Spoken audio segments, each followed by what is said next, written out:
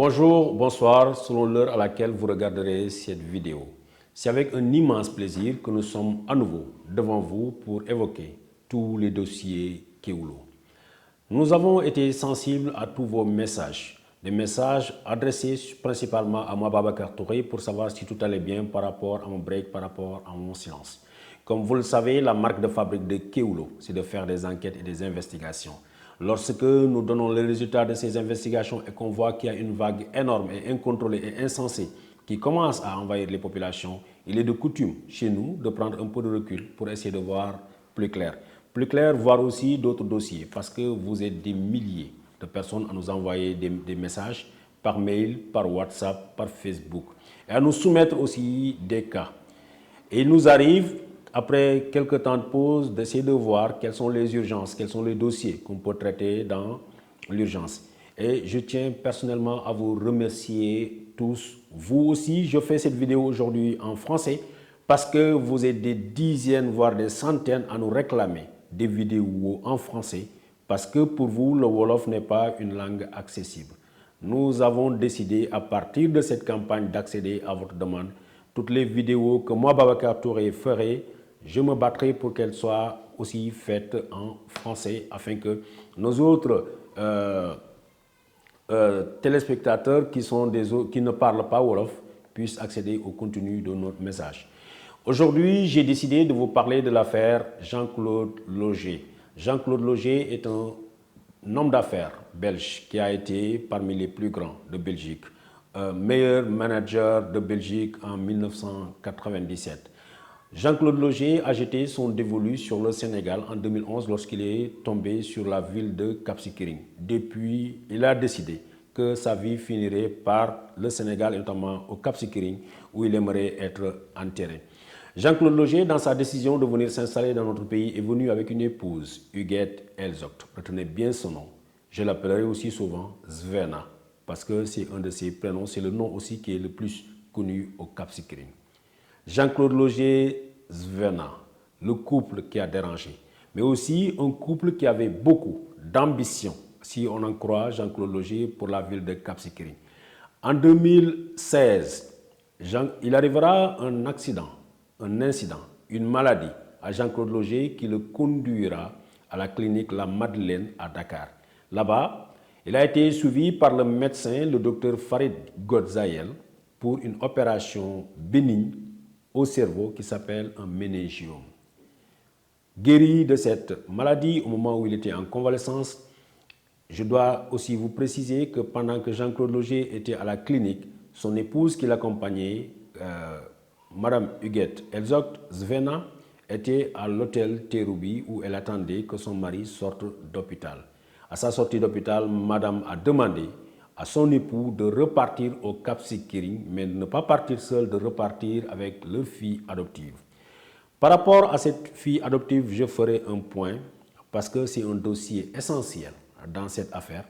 C'est une Sénégalaise aujourd'hui qui est âgée de 14 ans, qui est née à Cabrousse, que le couple est allé adopter dans des conditions scabreuses parce que la maman de cette gamine aujourd'hui pleure que depuis plus de 4 ans, elle ne peut pas voir son enfant. Elle réclame son enfant et ce qu'on lui renvoie, c'est qu'elle aurait vendu son enfant parce que les gens, parce que Mme Elzogt et son entourage, ses avocats, ont profité du fait qu'elle est analphabète pour lui faire signer des documents qu'elle ne sait pas. Mais ça, c'est une parenthèse, je reviendrai sur cette affaire-là.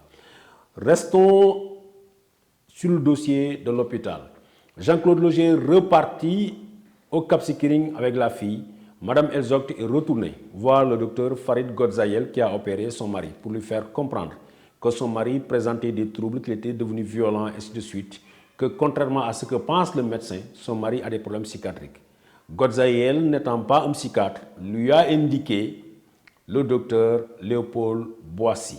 Selon la version du docteur Farid Godzayel, il lui a juste donné un numéro de téléphone. Qu'à cela ne tienne. Svena est reparti voir Léopold Boissy pour lui expliquer le comportement violent, d'après elle, de son mari. Cela poussera le docteur Léopold Boissy, sans même jamais avoir consulté Jean-Claude Loger, à lui décerner un certificat médical que je vais vous lire là, Pour la petite histoire, dans l'enquête que nous avons menée, nous avons interpellé Huguette Elzocht par rapport à cela. Elle nous a clairement dit qu'aucun certificat médical n'existe, que c'est du faux si jamais ce certificat devait exister. Mais voilà Kewoulo a entre ses mains ce certificat médical signé de la main du docteur Léopold Boissy qui dit « Je sous-signé docteur Léopold Gaston Boissy, médecin psychiatre, médecin traitant au centre hospitalier psychiatrique national de Thiaroye, certifie suivre, tenez-vous bien, suivre Jean-Claude Loger. Il présente une affection neuropsychiatrique aiguë depuis 2 mois. Il a un trouble de comportement de type psychiatrique en rapport avec des lésions cérébrales opérées il y a 2 ans. Son état de santé contre-indique voyage et sous traitement. En foi de quoi, je lui délivre ce présent certificat pour servir et valoir ce que de droit. Ce certificat médical signera l'arrêt de mort de Jean-Claude Loger. Je pèse bien mes mots. Je reviendrai dans d'autres vidéos pour vous expliquer ce que Mme Huguette Elzocht a fait en se servant de ce certificat médical. La première des choses, c'est qu'elle est repartie au Cap Skirring. Et pendant ce temps, dans la maison de Jean-Claude Loger, il y avait un jeune homme qui s'appelle Hugues Losberg, qui est originaire du Congo, adopté par un Belge au nom de Patrick Losberg. Hugues Losberg dira à Jean-Claude Loger, après avoir reçu un coup de téléphone de Svena, de Huguette Elzocht, il dira à Jean-Claude, Jean-Claude, prépare-toi parce que ton épouse est en train de revenir avec des gros gaillards. Son objectif, c'est qu'il va te prendre pour t'emmener à l'hôpital psychiatrique parce que tu serais fou. À en croire Jean-Claude Loger, l'objectif, c'était de le mettre dans cet hôpital psychiatrique-là pour le tuer. Ensuite, comme une veuve noire, Svena aurait comme projet de faire main basse sur toute sa fortune. Informé donc par Hugues Losberg, Jean-Claude Loger n'a pas attendu ses restes. Il a fui.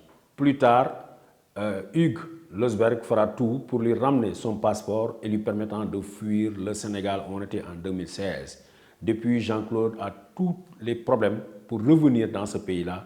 Cette année, il y a quelques jours, Jean-Claude est revenu, cette fois-ci pour faire mener la contre-attaque. Et il l'a menée durement. Il a porté plainte à la section de recherche de Colobane. Les gendarmes enquêteurs ont entendu le docteur Léopold Boissy, qui cette fois-ci, devant les gendarmes et sur procès verbal, a déclaré n'avoir jamais vu Jean-Claude Loger. Et pourtant, il n'avait pas hésité, le 10 juin 2016, de signer un document en disant qu'il a des problèmes psychiatriques. Aujourd'hui, devant la section de recherche, Léopold Boissy est revenu qu'il n'a jamais vu Jean-Claude Loger et qu'il a fait du faux. Mais il ne s'arrête pas là. Il soutient avoir fait du faux, ce faux-là, à la demande de Farid Godzaïel, qui est un médecin de la clinique Les Madeleines. Farid Godzaïel, entendu par la section de recherche, a dit clairement qu'il ne les a jamais mis en rapport. Il a juste donné le numéro de téléphone à l'épouse de Jean-Claude Loger. Alors, comme vous voyez dans cette affaire-là, des médecins sénégalais avec une épouse belge se sont réunis, se sont associés pour faire du faux et user du faux dans le but et l'objectif principal qui est de mettre Jean-Claude Loger dans un asile de fous et de l'interner là-bas. Nous avons donné la parole à chacune de ces personnes impliquées ou citées dans cette affaire. Pour sa part, après nous avoir dit qu'il se soumettait à un interrogatoire, Léopold Boissy est revenu à la charge pour nous dire que cette fois-ci, il refusait, que l'affaire étant devant la justice, il ne va plus l'évoquer. Le même cas de figure s'est présenté avec Mme Huguette Elzocht.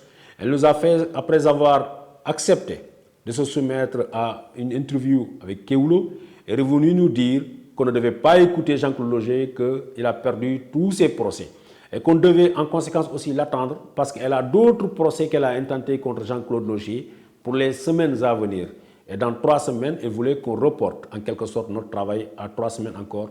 N'étant pas un des obligés de Mme Elzocht, on va revenir beaucoup sur ce document, sur ce faux fait par le docteur Boissy, parce que ça aura des conséquences incalculables. Mais de tout cela, nous parlerons dans nos prochains numéros. En attendant, nous vous souhaitons une excellente fin de journée.